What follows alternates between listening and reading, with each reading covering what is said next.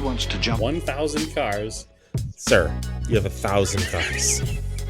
I don't think I'd attempt to try this stunt. Or we owe this horsepower to Uncle Sam. Too many cars. car. You know, roses would be... Like I put my beer belly on it. If you can't immediately tell somebody how many cars you have. You'll really give those uppity yuppies something to think about. Stay on the bar. Don't go off the bar with your Bronco. 1980 Volvo horns, what's right? I want to have a man's coolant. And he's like, oh, I thought it'd be small. It's for a small car. And I'm like, yeah, but it's still an automatic transmission. They're never going to be light. It's definitely going to have to crash. Starting off with Brad buying another car. That's the West. Internet. You know, is this a Nigerian oil print? I also wish you drove a tan Camry. Anyways, Anyway, that's a horrible, very horrible podcast content. very Talking about a picture. inside joke.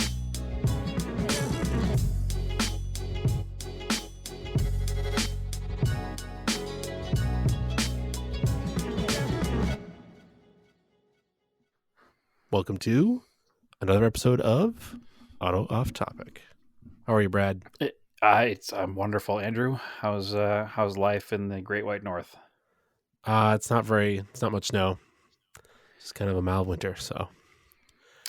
I know we don't want to make this about weather every week, but since recording last week, I actually got some snow here. You probably got more snow than we did. Yeah. I mean, it didn't stick around, obviously, but there was enough to make the top of the car white. It was, I guess we'll call it a wintry mix. It was like a slushy. I thought it was hail at first, but it was definitely more of like a slush. So. Well, you can, if you get that on your Auto Off Topic bingo card, you can check off weather. That might be next to the free middle spot. Yep. Then next is Brad complains about a new car, and Andrew complains about Brad complaining about the weather. Yeah, maybe. Yeah. Hey. Anyway, it's newsworthy when it snows in Phoenix. All right. So it was like less than 40 degrees, and there's moisture in the air. So I'm so tired. So sad for you. You're very tired. Yes. Yeah. Moving on. This is a new episode. What are we talking about today? The 500 was Sunday. It was, and that is the Daytona 500, of course, which became the Daytona 512. How many miles was it? It was the most laps ever. It was either 210 or 212. Yeah. Because of controversial overtime. Yeah, so I was all on board with overtime because every time I've seen it, it's made the finish more exciting. But do you want to skip right to the finish, or we can go backwards? Well, let's talk about this real quick. So I think, I was trying to think about this today. You've got before Dale Earnhardt died and after Dale Earnhardt died NASCAR, right? Would you consider that's a pretty... It's like the ADBC of NASCAR. Yeah, that's like a good demarcation of eras. Sure. Well, the first era would be the switch from production-based car to tube-frame cars, and that was sometime in like the late 70s. Okay. And there's not much of a demarcation until the pre and post Earnhardt. Yeah, so let's say that was 2001. Yep. And then it seemed like in the early 2000s, NASCAR was sort of floundering with... They were losing fans. They didn't know what to do to make the races more exciting. Yeah, it seemed like it had become kind of a state of just nothing changing. Yeah. And then the changes they tried to make all seemed forced and weird. Well, I remember at the time, I remember comparing it to like the fake drama of the WWF, which is, well, WE now, I guess, at the time, WWF. And being annoyed at just the general, like they were trying to create drama and excitement where there wasn't, instead of trying to do something about the racing itself. Well, then I think they looked at football, because football also was kind of bland pre like 2001. I don't think it wasn't. It wasn't as big as it is now. The NFL was far more popular now, because think about it. It like fantasy football didn't exist. True. they've, it was like after like the 2000s, they really started doing a bunch of stuff with football and making it into a Is this spectacle. because you live in New England and after the 2000s was when the Patriots started winning all the time? This is That's when you possible noticed? too. Yeah. But it was, in general, it seemed like football became more of a thing where people were playing fantasy football and I think- watching all the games. Like, it made people watch all the games, like care about different games that weren't their I home think team. everything in the world got more popular once the internet got on its, got its legs. Okay. So pre-internet, you had more of an individual thing. Like if you liked the sports team, you liked the sports team. You had your core group of friends who you could talk about the sports team with. But then post-internet, it opened up the entire world to your opinion on what the local sports team was doing. Right. And I think that really kind of brought all of that together. Okay. And then the ability to record things on your TV also made things a little more. You didn't have to be home during the hours of this to this every weekend to see sports. You could do it whenever. And there was just so much more access to things in general. And that's not anything specifically. That's things in general that I think that even if things are not more popular than they were, there was a more connected community for it. So everything seemed more popular. Okay. But what I was trying to drive at, no pun intended, was that it seems like NASCAR was pulling from football to try to drive excitement. Okay. By doing these overtimes, by doing these stage races. You know what I'm saying? Yeah, no, I get it because the NFL did try to do things differently. They've, overtime rules have changed, replay rules have changed. Yeah. Forward pass rules have changed. And I would say the rules have changed. Most of the games are a lot closer. I'd say in general, and NASCAR definitely is a lot closer now. Oh yeah.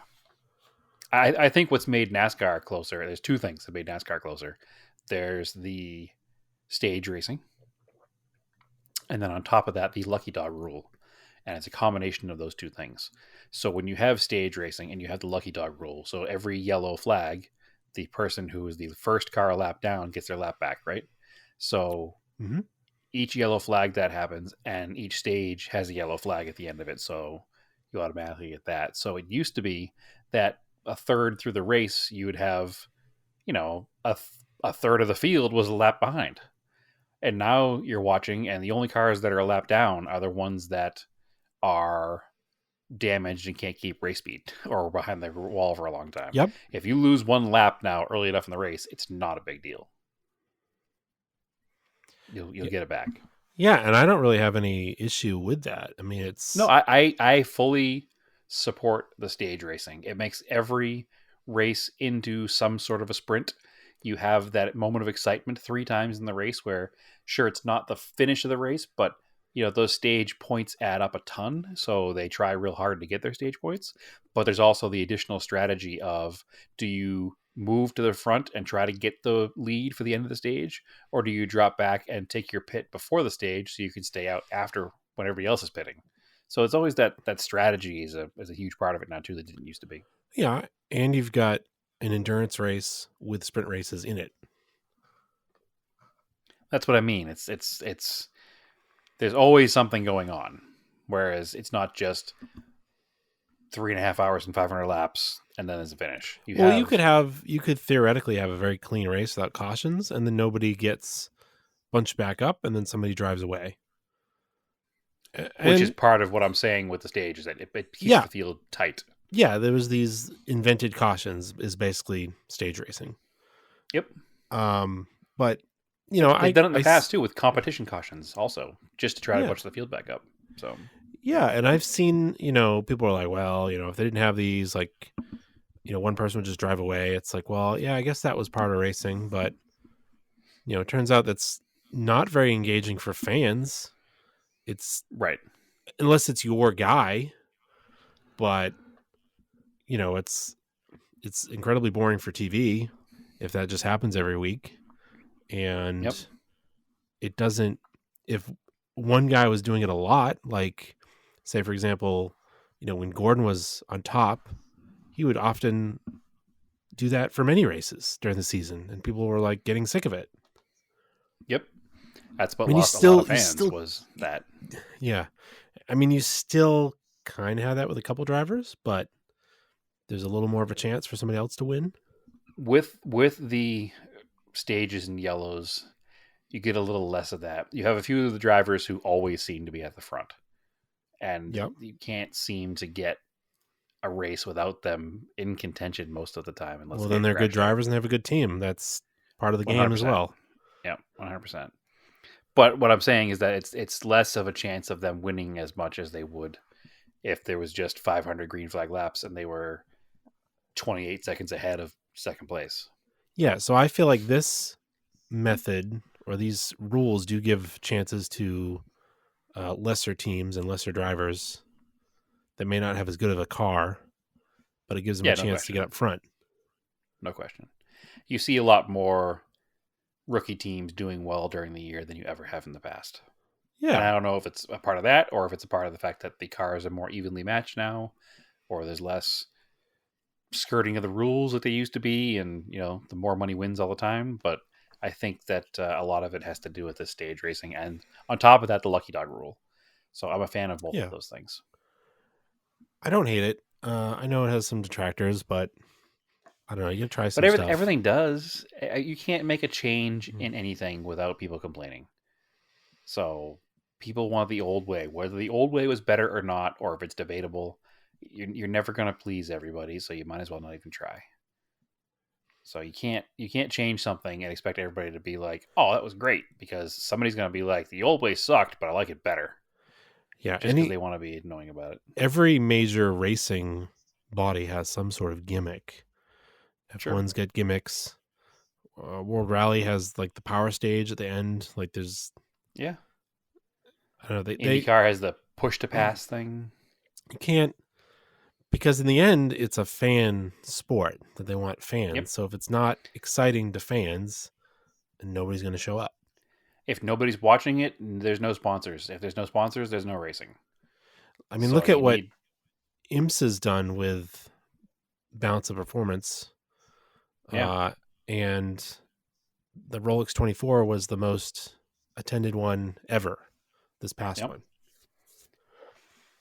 Yeah, and again, that's all part of, I think, that the prospect of a 24-hour race to a casual race fan in the past used to be, God, I don't care, tell me who wins. Whereas now you have coverage of it that you can follow along on one of many cable channels or the internet, that it's brought that many more people in because they can follow the whole race. They can follow the team chatter on the internet. They can follow the race on, all the different channels that it was broadcast over. And then they're like, oh, I want to go check this out sometimes. That sounds awesome. So it becomes, because of the coverage, a better thing for the fan in general. And then they become more into it and they go attend it. And then at the end of it, unlike, in the olden days, you've got 3 or 4 cars in the lead lap. Yep. You don't have a team that's leading by 2 hours. 2 hours, yeah. Which, there's seconds in between. That was a feat in itself at the time, but I don't know. It's not that exciting to watch. No, 100%. I don't think that 24-hour races have ever really been a spectator sport. I think that's only a more recent thing, that there's more people spectating. And it's for what I said, it's because the access is there now. It didn't used to be there, and now it's there. I watched a good chunk of the 24-hour race. I didn't watch the entire 24 hours because, a man's going to sleep. But I did watch a ton of it. And, I have a cable box in the garage, and I can turn it on out there and watch some while I was in the garage. And then I can come inside at the end of the day and watch some more on the TV before I go to bed and wake up and turn it back on in the garage again. So it worked out well that way. Well, when it boils down to it, these are entertainment things. And if they're not entertaining, then it's not working. So I was talking to Naomi about that during the 500 or leading up to it, because I watched the Busch race and the truck race too, because they were all good. I hate commercialization of things, but I love watching racing. Yeah. So it's hard to be like, oh, I guess I have to watch this thing with all these giant corporate companies sponsoring it with their logos everywhere. That's just the way it is. Fine. I mean, the only thing that stunk was Fox's coverage. There were a lot of commercial breaks. And then they did the side by side thing, like there was a wreck, like right as it went to side by side, and then you for like 2 minutes, no commentary, just commercials. Yep. Just watching cars be cleaned up. There was no commentary. There was no replays. There was nothing. You're just like, what happened? I need to know what happened. It was the first wreck of the race too, really. Yeah, I don't know. Coverage could have been better. Yeah, just do your commercials like during the stage breaks. Well, I mean, there's hours between stage breaks, so they need more commercials than that. But it's unlike in football or basketball where during the commercial break there's no sport being played. Yeah, that's forced. The difference. There's commercial timeouts. Yeah, that's the difference between these two things. Like, you can't have Which a commercial timeout in car racing. I don't think people like really think about that much because you're watching on TV, you don't realize it. You wouldn't realize it unless you were there in person watching it. Right. And even when you're there watching it in person, they try to make that seem less obvious too. They'll put something on the screen, or they'll have the mascot do something silly, or there'll be something in those breaks so you don't notice that it's a commercial timeout. You just notice that it's something else happening on the field or on the court or whatever. But you can't do that in a racing event because you can't stop the race and be like, all right, guys, everybody stop. It's time for commercials. So I honestly didn't notice the commercials too bad until somebody else mentioned it. And I was like, yeah, there were a lot of commercials actually. There were a lot during when NBC did the Rolex 24. There was a lot of commercials too. Yep. Even when you're watching on their app that they have, it is not commercial free. You're like, really? It seemed like there was less. Like, it didn't seem as bad to me probably at first because it was just last week we watched the Super Bowl, and the Super Bowl is nothing but commercials. That's the whole point of it. Yeah, that's the whole point of the whole thing, and I think that's probably why I didn't even pick up on it because I've been in commercial mode, I guess. Because in 2023, you don't watch commercials. You don't watch live TV hardly ever. No. I don't. If it's a show that's still on cable, I want to watch. You record it and you watch it later, and you fast forward to the commercials. So when they have a captive audience, they really want to drive home their commercial breaks. So I get it, and I understand why the app has commercials too, because it's a free app, so you don't pay extra for it. So I don't know. But anyway, well, technically, I mean, I have Comcast, which is NBC. I'm paying for it, so I should have got on my cable. In my opinion, I should have got without commercials. But no, because if you watched on your cable box, you'd have commercials, and you're not watching your cable box, so they have to. I am watching on my cable box through the Peacock app on my cable box. Right. Which is Comcast NBC. So I'm paying Comcast for the pleasure of using their app and getting commercials. But do you pay for the commercial-free app? No. But what I'm saying is you didn't need to watch it on an app. You could have watched it on your Comcast box, and you didn't. Only so therefore, for certain hours. If I wanted to watch the whole thing end to end, it was the Peacock. We're talking app. about the 24 now. Not Yeah. Okay. Gotcha. Yeah. So, but Peacock also has an app you can pay extra for with no commercials. Which is silly. I know why they want to make money, but it's like if you're already a Comcast customer, they should give it to you. What does Comcast have to do with Peacock? Peacock's NBC. It's Comcast NBC. Oh, is it the same company now? Yeah. Yeah. You remember that from the 30 Rock days? I don't. That was a running joke on the show. I don't. I have commercial-free Peacock here because we use it enough that it was worth the extra $5. So, well, anyway, what about the Daytona 500, the actual racing? Yeah, it was a good race.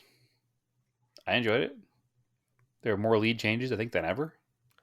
I caught it at lap like 110 because we were out. So you were in for the final stage. I caught the end of the second stage and then, watched the whole final hour or so or whatever it was. Okay. I mean, it was pretty good. The cars that had been down laps early were all back in contention. So there was no issues there. It's all, again, part of that whole lucky dog rule and everything. There was always something going on. I think that, Jimmy Johnson was down a little bit for a while. Who was down early? So cars we follow, like Pastrana, Wallace, Elliott, Suarez, they were all pretty much down at one point and wrecked at one point or way behind at one point, and they all wound up on a lead lap in the end. Yep. So that kind of goes to prove my point of what I did enjoy about everything. That the racing is close enough, and that's not a death note to your race when you make a small mistake. Like, I know Pastrana had the first time leaving the pits, he crossed over too many pit boxes, so they had to bring him back in for a drive-through penalty, but he was still able to come back and be in the lead lap. But I think he was like in 11th at the end of the day, despite Made it up to 6th.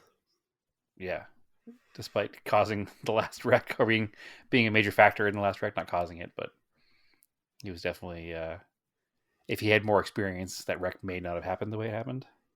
Yeah. So I don't know. It was good racing. I enjoyed it. I watched it flag to flag, and I never felt bored.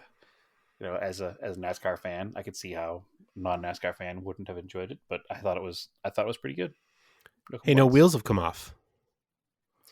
No, I was going to bring that up, and I kind of forgot actually last week when we were talking about the Clash. All of the issues the cars had last year, they did not have this year. Well, we sort of talked about that, but we forgot about the wheels. We talked about toe links and stuff. Okay. And the hard hits in the wall when backing into the wall, they softened that structure. We talked about that. So yeah, no wheels came off, and no cars randomly caught on fire. No, and a lot of the cars had some pretty good damage towards the end, but kept going. Yeah, they weren't terribly slow either, which is, it used to be on the previous cars before the next gen cars. If you had any kind of body damage, especially on a super speedway race, you might as well just park it, because there was no way to keep up. But these cars seem a little more forgiving in that particular area.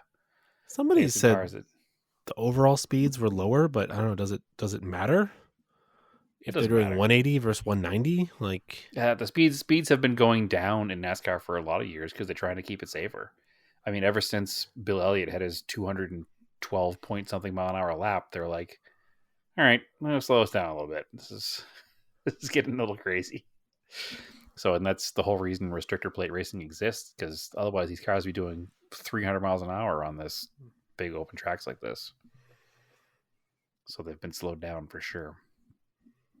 But no, I don't, as a spectator, I don't notice the difference between 180 and 190.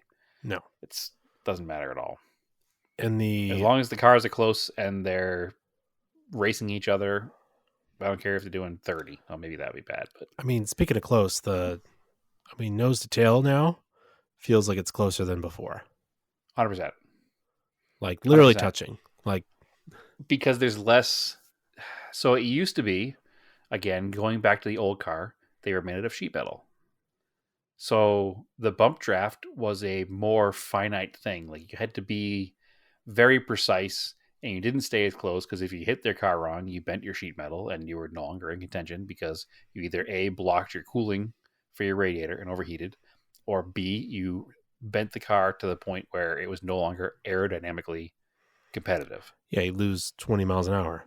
Yeah, so these new cars are some kind of urethane plasticky material, and they can take a bump without deforming terribly. And you'll notice that the bump draft is now like a noticeable bump draft. They're hitting each other pretty hard when they have a run, and it's because they know they can get away with it. And it keeps the cars really close because they're not as worried about bending their car up a little bit, because normally it doesn't get too bent. Well, and then you can see it, the low pressure, the hood flaps like go up and down. It's kind of crazy. Yeah, the flaps that are designed to keep the car on the ground if it spins around backwards. Yeah. You see them popping up and down because the way the wind, the air pressure changes around the cars, and they link up nose to tail like that. But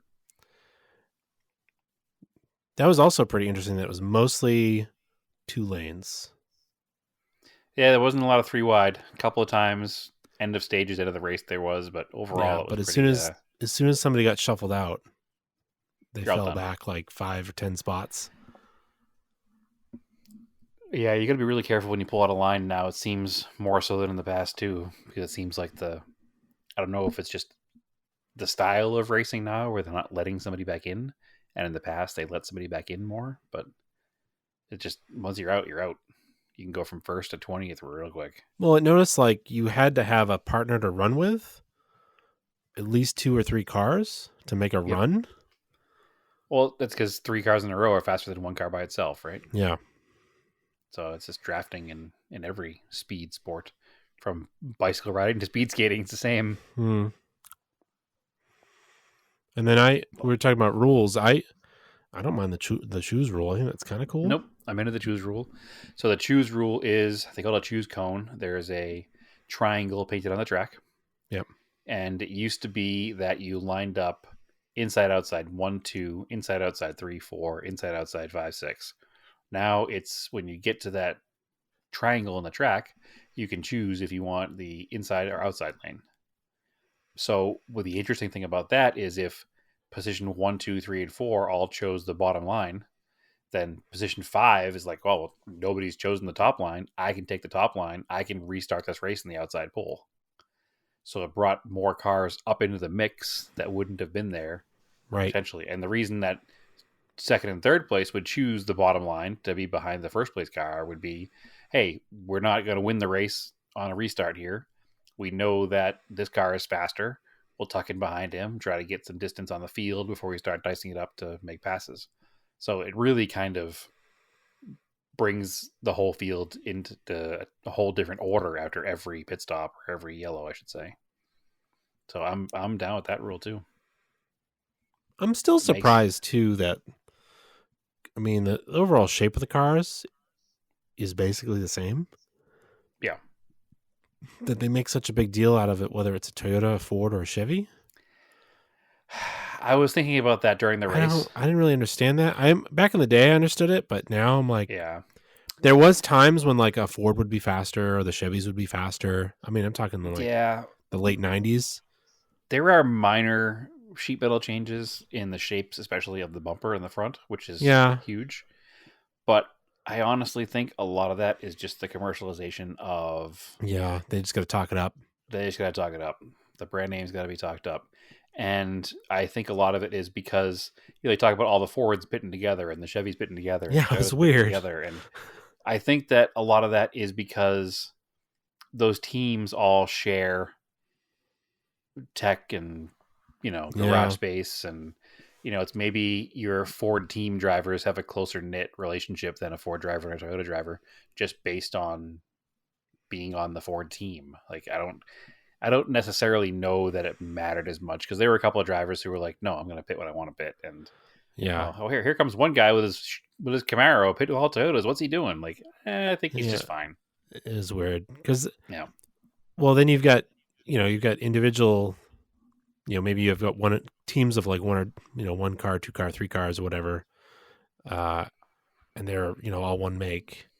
And then they're talking about all of the makes as like one team.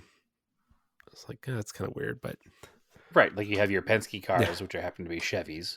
Yeah. But then like, all the Chevys. Toyotas making the run. You're like, okay, I guess. But again, I think it's because that they were, but they're already a team. So if you have a team of Penske cars, right? Say you got, 4 or 5 Chevys. Yeah. And you're like, you want to make a run at the front. All your spotters would be like, all right, we're all going to get together. Right. You're going to tell the but guys then also they'll talk to the guy next to him and be like, hey, the manufacturers like it when we all run together. Can you run with our guys? And, that means that the Penske guys are going to talk to,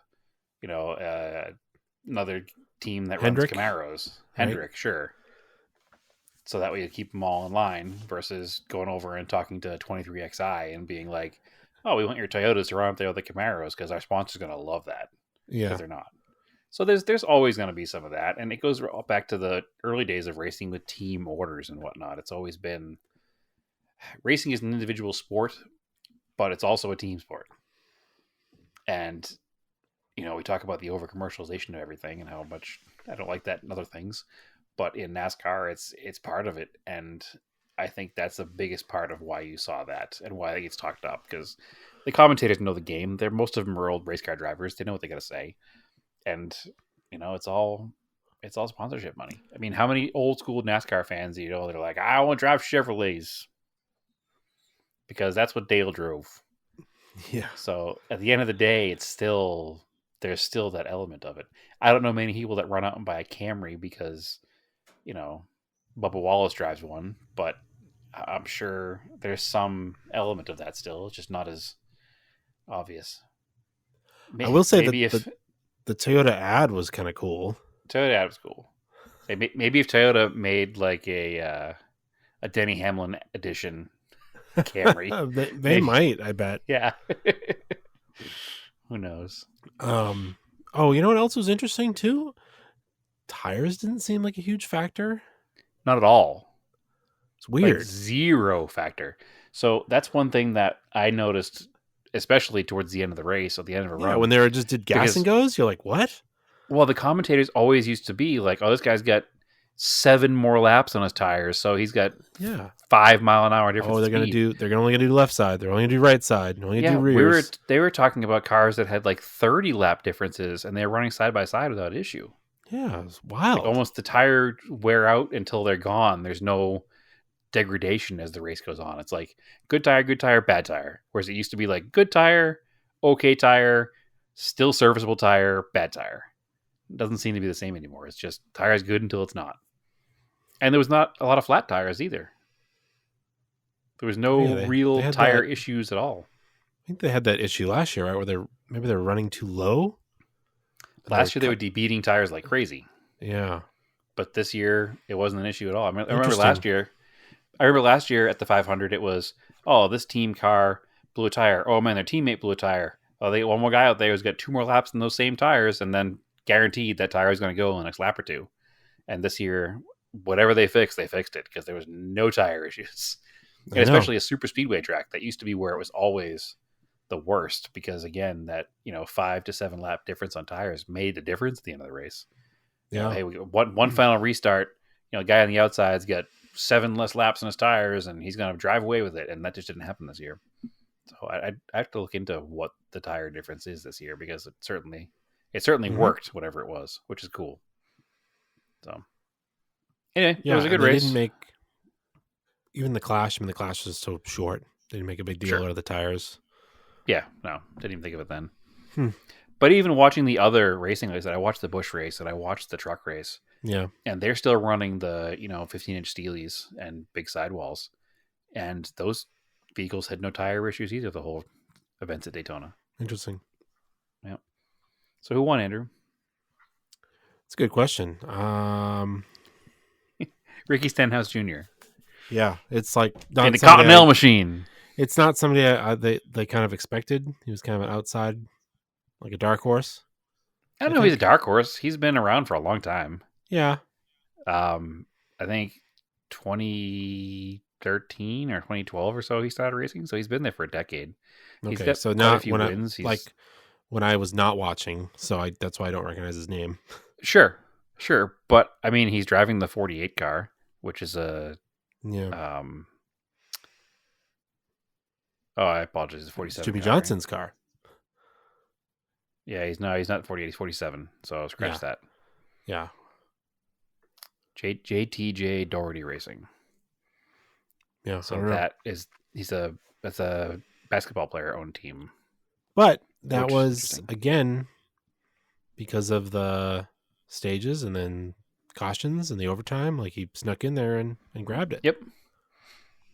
Yeah, and I saw there was a I honestly thought Martin Truex had it.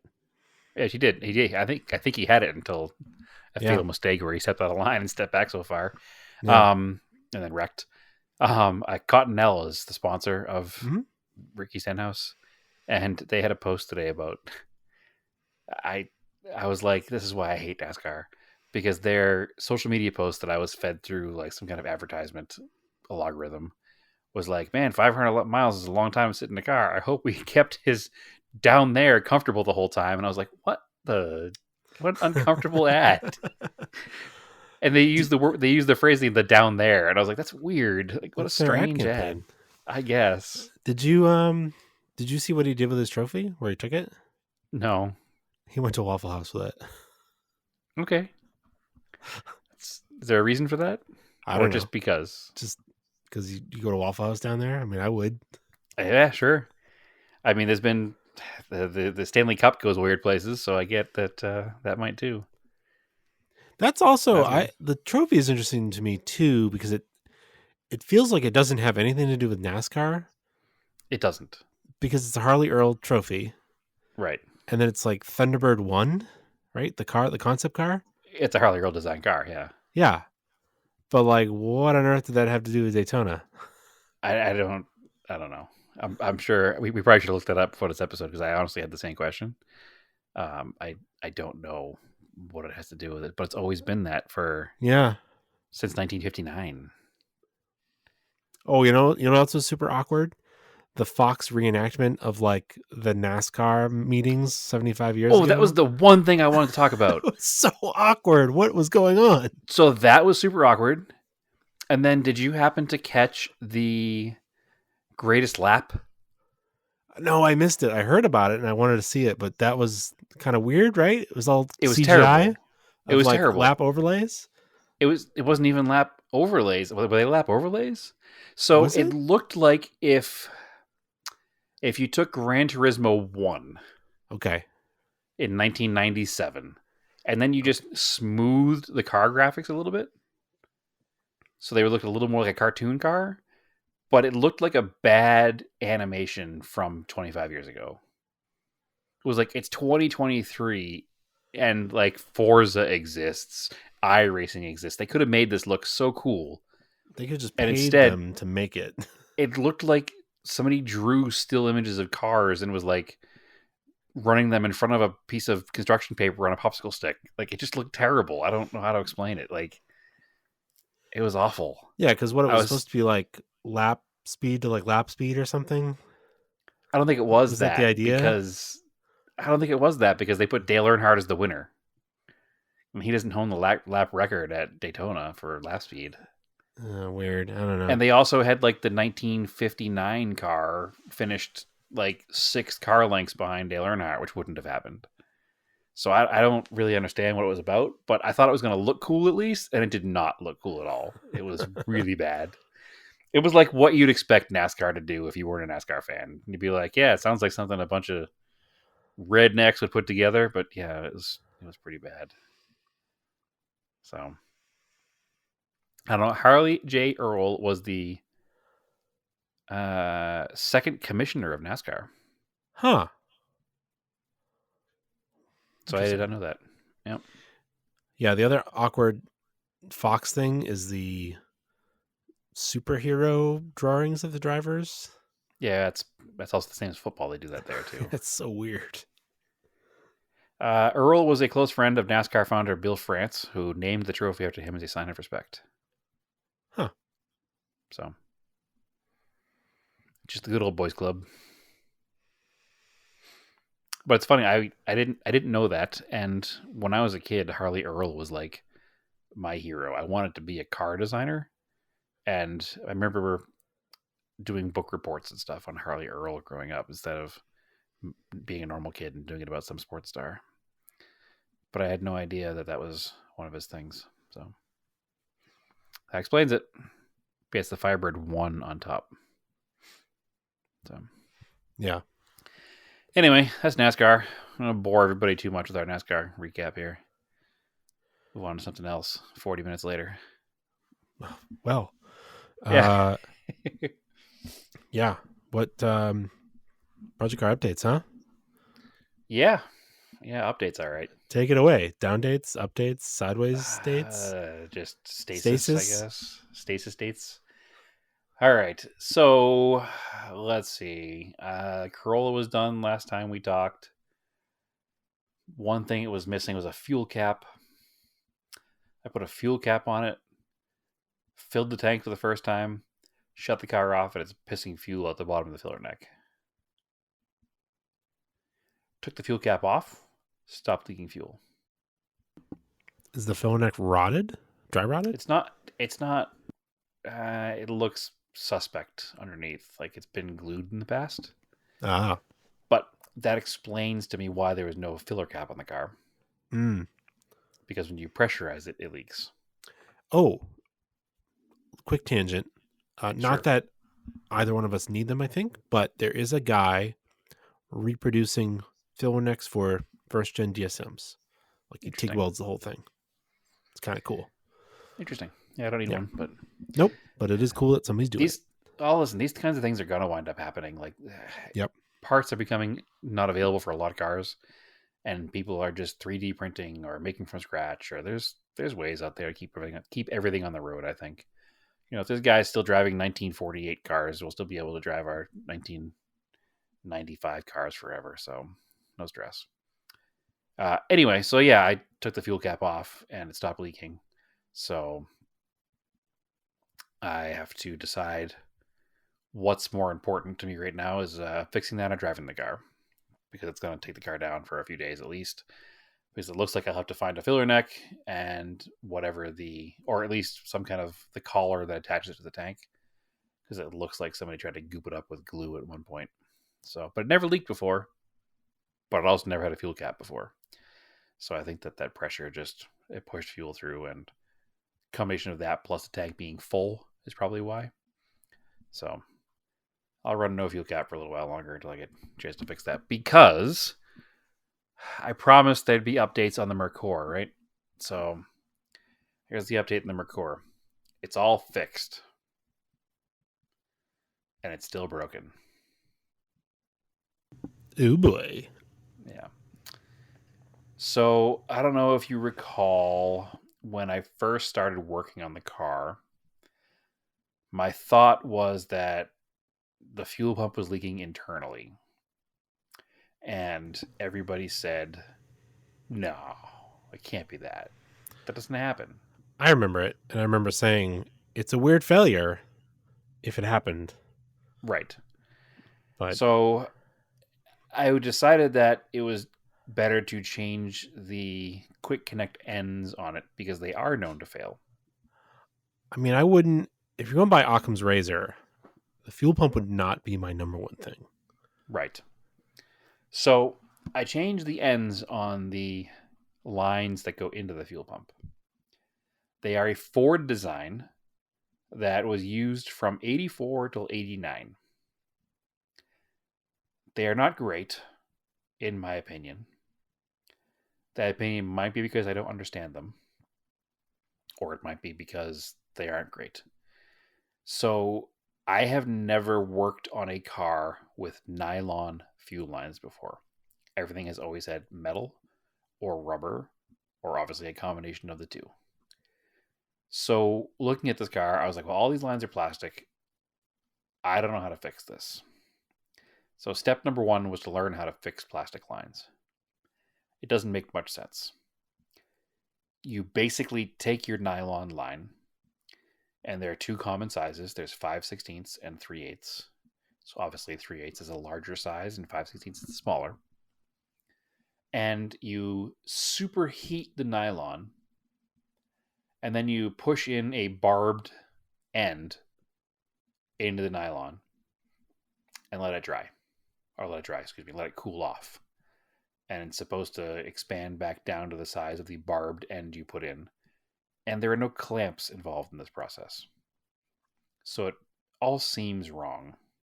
It seems like something that you should be using a clamp for, or some kind of equipment should be used to like press fit these things together. The way you replace a section of line is you buy a double-sided barbed piece, and you put it in one side and put it in the other side, and do it on both sides. Or the new school way of doing it is, I don't know if you're familiar, I think you probably are, with the plumbing connectors that are called SharkBite. It's, instead of sweating on a brass kind of soldered on connector, you change the piping to this plastic line, and then you put on these SharkBite fittings. I've used them in the house before, and they work totally fine. I've used them. It's basically a compression fitting for PVC pipe. Yeah. And I have my hot water heater is all plumbed in with those, and it works great. And in my old house, I had a section of hose that went bad, and a section of old school metal line that went bad, and I replaced it with this stuff, and it worked great. So that also is a thing they sell now. Dorman makes it for fixing your fuel lines in your cars. So it seems suspect, but I mean, if it works in the house, why wouldn't it work in a car, right? It just seems like fuel injection lines have more pressure, but I was looking into it, and supposedly it's good to some ridiculous number. So anyway, I replaced all these lines. Let me back up a little bit. I tried to buy all these connectors, and the most frustrating thing is trying to get the measurements on these things. So it's 5/16 and 3/8. Everything to me measures out to 5/16. So I got the 5/16 ones. I tried to put everything together. I couldn't get the O-rings to seat properly. Got frustrated. Said, well, maybe I'll go with the 3/8 ones, because at the end of the day, the difference between 5/16 and 3/8 is a couple of millimeters. Well, it's either slightly larger than a half or slightly under a half inch. Right, but it's very close. It's only a few millimeter difference. Yeah. So, and using the caliper tool on the end of the fitting, I was getting a number kind of in between the two, and it was annoying me. So I went with the 3/8 ones, and they were obviously too big. So then I was very frustrated. Finally, I went ahead and ordered the proper, like, part listed for the Mercor. And it explained all of my confusion, I thought, because it turned out it was a 5/16 inlet and a 3/8 outlet. And I was like, Perfect. Excellent. That explains everything. So I went to put that on the car, and I quickly realized that the lines on my car, where I was replacing them, were not 3/8. They were 5/16 as well. So now I can't find a 5/16 in and 5/16 out. They're all 5/16 in, 3/8 out. And nobody makes a barbed fitting that's a reducer. So now I'm going nuts trying to figure out what's happening. And I go back and forth. I've ordered 1,000 different parts trying to get the right thing. Can't seem to get the right things. The connectors have a horseshoe-shaped clip that holds them in place. I went through 3 different versions of those before I got one that worked. Finally got the ones that worked. But then I had the issue with the hoses. Got super frustrated. So today, after getting more wrong parts, I just said, you know what I'm going to do? I'm going to just take some 5/16 line, like rubber hose, like fuel line hose. I'm going to put part of it on the barbed connector. And I'm going to just run it directly into the fuel pump so that I'll at least be able to move the car and drive the car until I get the proper fittings figured out. It seemed to make sense, right? I mean, it's just, let's get this thing moving. Let's move on to the next step. Let me take some time to figure out exactly what the problem is. So I did that. All excited, ready to move the car. The car's been down for like a month now, just based on waiting on parts and just other things in my life have been going on. I just haven't had a chance. Turn the car on. Car fires up. I smell fuel immediately. I look under the car. It is a waterfall of gasoline. It is leaking. I don't know how the car started. There is so much gas pumping everywhere, so I shut it off, obviously. And I called Naomi to come outside and help me so she could turn the key on and I could watch where it was coming out of. So the way the car is set up, there's this box that's bolted to like the frame rail area. And half of the box is a filter and the other half is the pump. I can see all of the connections on the filter and on the pump. So I have her turn the car key to on, just not start the car, just turn the power on. And it's just shooting fuel out of the middle of this box. And I can't tell where, but I could see the end of each line. So I know the lines aren't leaking.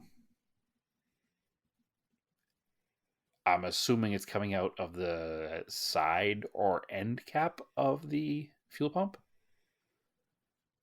And it's just firing fuel. Never seen it before. Yeah, So- at this point, I guess.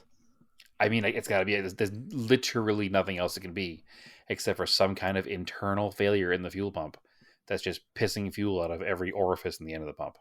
Is it hard to get the fuel pump off? I don't think so. I haven't done it yet because this was just before recording tonight, and I was super frustrated. And it was getting cold, and we have a storm front rolling in. We're supposed to have like 40-mile-an-hour winds and rain all night. So I mean, see, you could get it off. You could put it in a bucket with some fuel and, I'm 100% gonna put it in a bucket and figure out what's happening. and see what it does. Yeah. Yeah. And then if it's leaking, didn't you have a new one on hand, I think? No, I don't have a new one on hand because I never put the order through. Oh. So now I got to figure out what to do for an order. So the system in the car is a twin pump system. Yeah. There's a lift pump in the tank. It's very European. Yep, there's a lift pump in the tank, and then this high pressure pump on the frame rail itself. Some people switch to the Walbro 255. But the problem with that is you have to remove the one from the tank because it no longer needs it and it overpowers it and burns it out. Yeah. I don't think I want to do that. No. I think I just want to go with the standard keep it one. the way it is. Yeah. So the thing is, I had to figure out what the right pump to get is now. I assume that the Bosch pump would probably be the way to go because I don't want to wind up with a situation like with the Starion where I bought a cheap pump and it doesn't pump enough fuel. Yeah, it's probably fine. So I'll buy the Bosch pump, I guess. And it's like there's $20, $30, $40 pumps available, and the Bosch pump's like $100. But I think it's worth it to buy the right pump, but maybe it's not. I don't know. I don't want to do this job anymore. I'm tired of it. I was ready to just give up today and sell the car at the end of the street. So I'm not going to get there. I know it's something simple. I'm just annoyed because it was this huge battle to get all the right parts to put it together. And now that I have it put together, it's more broken than it was before. It wasn't pumping this much fuel outside of the fuel pump before I started messing with it, which also leads me to believe that some kind of internal crack has happened. And the more I've messed with it, the worse it's gotten, right? Because it was like a seepage in the beginning, and now it's a deluge instead of a seepage. Well, who knows what pump is in there? Maybe it's a True. cheap aftermarket one. I don't know. Yeah, I guess it could be. Who knows? So I'll get to it. I'm just currently frustrated because I thought I was at least going to have the car to a level where it could be started and moved and not dead in the water where it is. So, I mean, I can always push it around. It's not the end of the world, but I need a second hand to do that because it's not a lightweight car. And, Naomi's been recovering from her foot surgery, so she hasn't been able to help me out with stuff like that. So it's blocking stuff in the yard. I guess I could move it on the starter if I had to. I just don't want to. Anyway, so yeah, I'm a little frustrated. Obviously, the dejection in my voice is obvious. Because I want to move on to the next step with that car, which is hopefully this fuel pump issue fixes my stumbling issue under boost. And if it does, great. If not, that's the next issue. But it's one step at a time. And I just want to get it to a point where it's running well, drivable, and I can change out the wheels and tires and stuff. But I'm not willing to spend any extra money on it right now to do stuff like wheels and tires. So I'm not using the car. So one step at a time. The fuel pump is ordered now. So, I mean, I'm not going to have it for a couple of days. So I'm not going to take the car apart until I have the fuel pump. So here we are. Dead in the water again. But at least everything else is working. So there we're at. Well, that's good. Yeah. I have a complaint. Okay. Can I complain here? All right. I was going to publicly shame these people, but I have not yet. Okay. You've been to the local Cars and Coffee here, the Yes. 4 till 4 Cars and Coffee Yep. event. You know it's limited parking. I do. The spots that are off the street in that like little square parking lot. Yep. are technically not even allowed to be used. It's not too big of a deal in the morning, but if you're going to be there late, you shouldn't park there because the people who open their businesses up later do own those parking spots and can have you towed.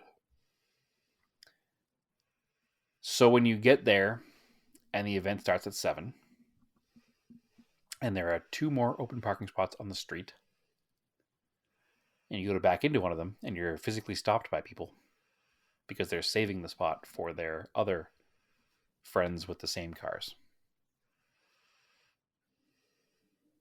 Don't do that. It's not cool. They physically stood behind my car and would not allow me to pull on the spot. And they put an empty camping chair in the spot next to that to stop people from parking in it.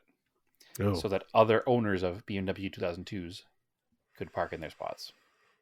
Yeah. And 4 till 4 isn't even a sit behind your car type of show either. There's no need to do that. It's a couple hours in the morning. It's very casual. It's first come, first serve. It's my favorite weekend of the year is Saturday, is the third Saturday morning for the Shakedown Saturdays, because it's literally no behavior like this. It's low key. There's nothing bad happening. It's just a really cool morning to get together with like-minded people and have a great chat session. So I'm trying to back in the car, and the guy goes, "This is Arizona 2002 club parking only." And I was like, "It's not." He goes, "Yes, it is." And I was like, "Well, it's a public street, number 1. And number 2, there's limited parking, so I'm parking here." He's like, "Nope, not moving." Why? It's for 2002s only. No, you can't do that. So we argued for, I don't know, it felt like 10 minutes, but it was probably 30 seconds. And I was just like, forget it. I'm not gonna let these guys ruin my day. Because this is it's one weekend a month. It's my favorite Saturday morning of the month. So I went and parked somewhere else. Of course, it did ruin my day. But that's all I could think about. This parking spot sat empty. Now, the event starts at 7. Officially goes until 10. This spot sat empty until about 8:30. These 2 spots. Before another car, both their friends finally showed up. So they saved these parking spots for an hour and a half.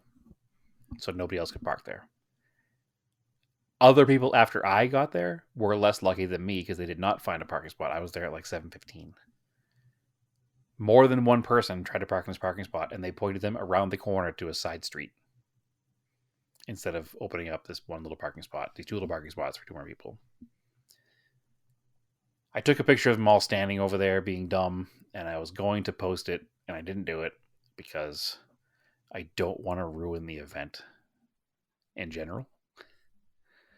So I'm not sure what way to go with that. I was going to post it, and everybody else told me, some people said post it, some people said don't post it.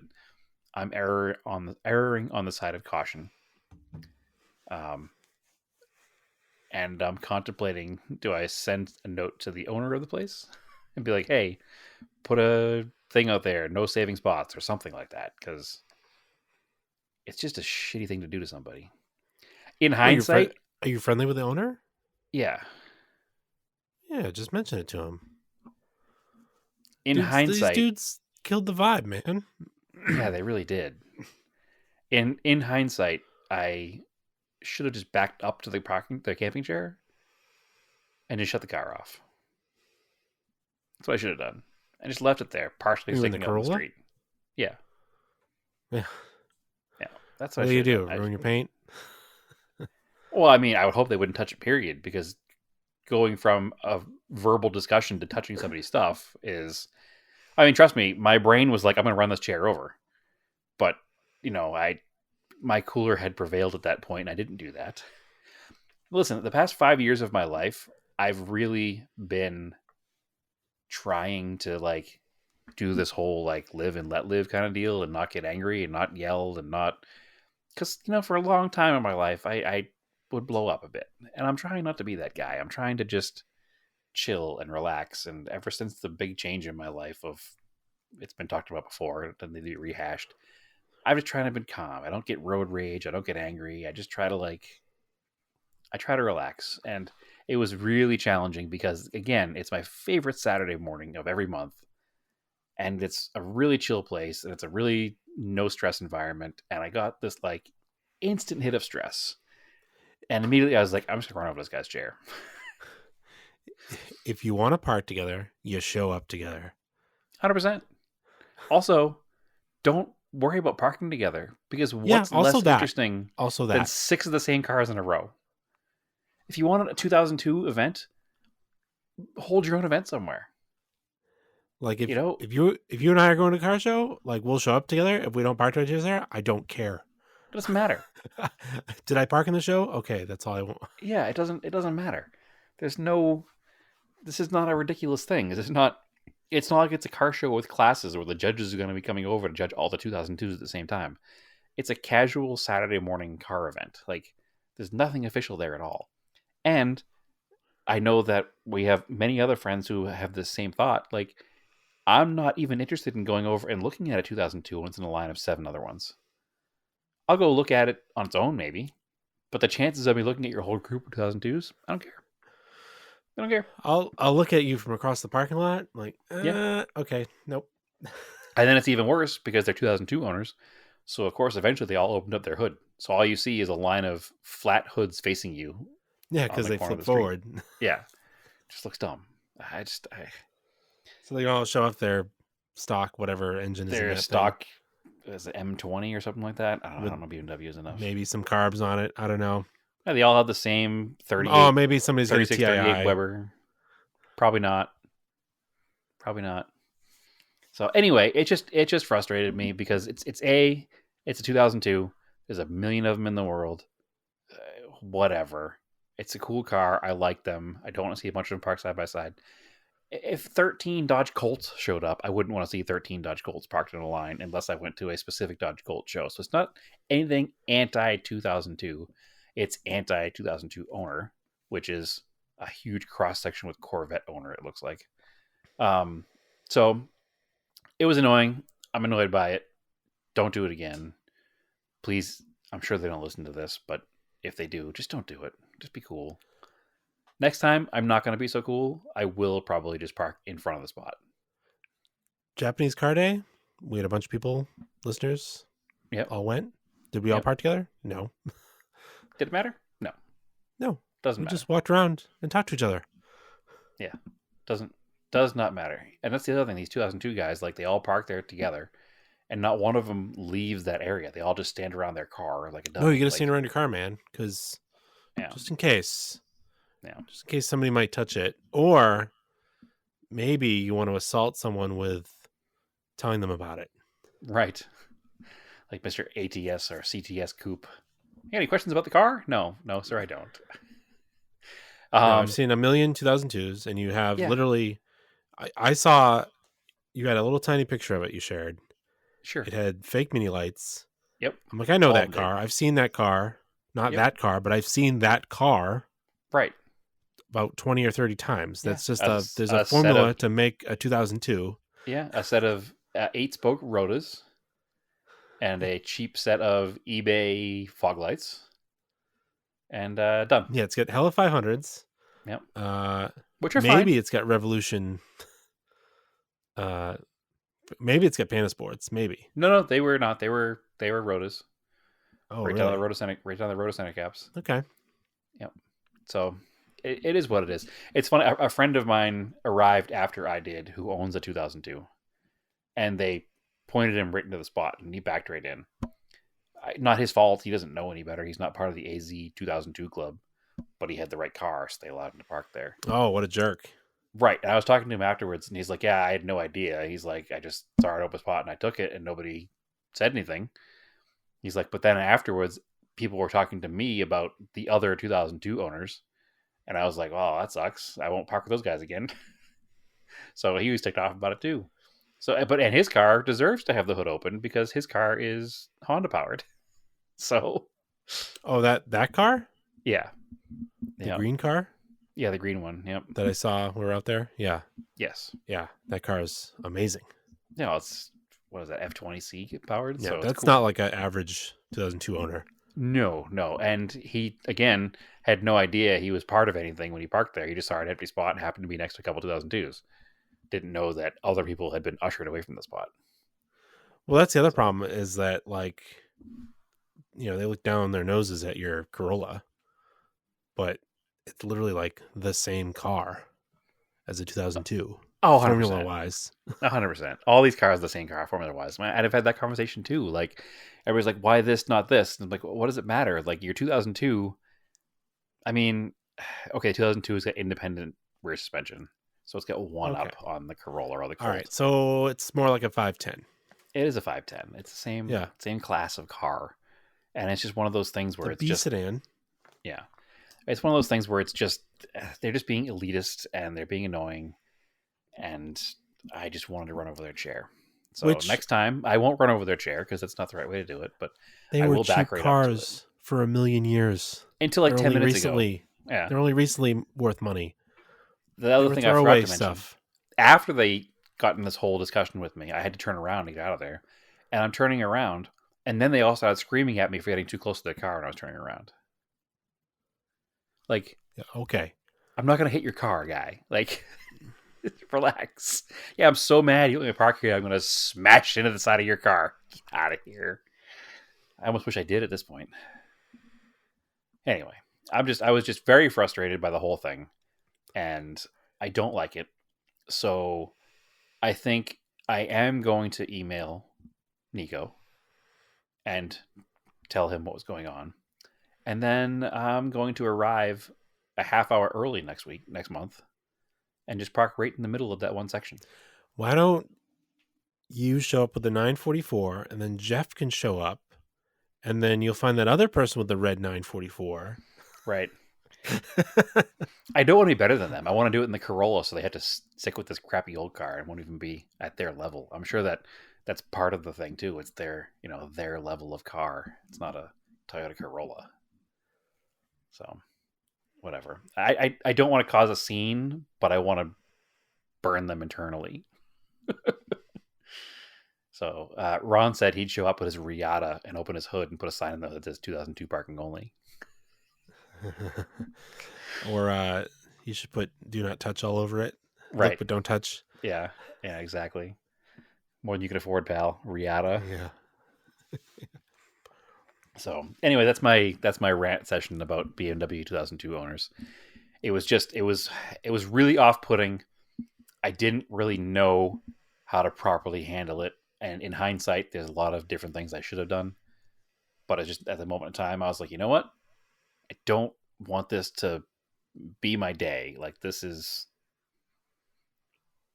not how it works. So, but just the balls to stand behind somebody's car and not let them back up. Like, how arrogant do you have to be? Very arrogant. That's all I know. All right. A little bit of housekeeping. Yes. Pedantic corrections. Okay. I said Rally Santini. Yes, you did. Rally Santi. Yes. Is actually his username. Yes. Or Santi. Santi. Yes. Santi. Oh, listen. I'm never going to say it right, so get over it. Deal with Rude. It. All right, Andrew. No problem, Andrew. Yeah. That's it from now on. Andrew Pascarella. Boricua. I said it. Boricua. You did not say Boricua, so that's good. Yes. Nope. Yeah. Anyway, we've got. Come join the Discord. There's also a dirt rally league going on. Yep. You've got. Actually, by the time this goes up, the current Sweden one will be done. So you've got Brad. You've got one more day to do it because I'm doing it tonight after this. Actually, I'm watching Oak Island, and when I'm done watching Oak Island, I'll do that. Oh yeah. So obviously, they must have found the gold this week. So they're gonna find it every week. This is the week. Yeah. Yeah. 10 years. Cool. 10 years have gone by, but it's fine. I don't know. I love it, Joe. I don't know why. I just I was. You don't have to think that hard about it. I made It's fun of you like- for watching it all the time, and then I started watching it, and I got totally sucked in, and I watched like 6 seasons in a weekend. So all of the people that are on it are like people who remind you of like a Us. dad type person. Yeah, or of us. Like it's just Yep. like, and that's probably why it's comforting to watch. It's just like, sure, but anyway, it's got that This Old House vibe. yeah, sorta. Yeah. It's a dad show. Yep. Hey, your dad, Anyway. it's fine. Yeah. Come join the Discord. Playing our Dirt Rally League. We got a lot of fast people in there.